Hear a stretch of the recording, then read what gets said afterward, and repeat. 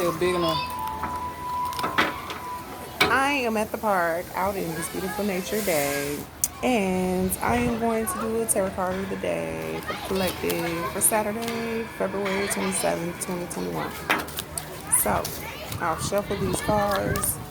Let's see what's to come out. This is the Romance Angel deck by Doreen Virtual.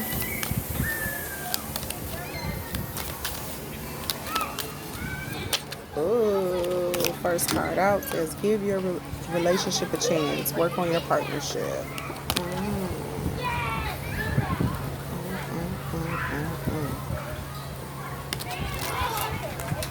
See if anything else will come out. Okay. Let your friends help you. Ask for accept support from others. It's the second card out.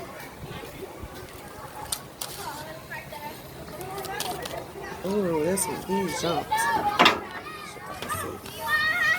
Codependency. Addictions are affecting your romantic life and getting to know each other. As you reveal your innermost selves to each other, your bond deepens. So,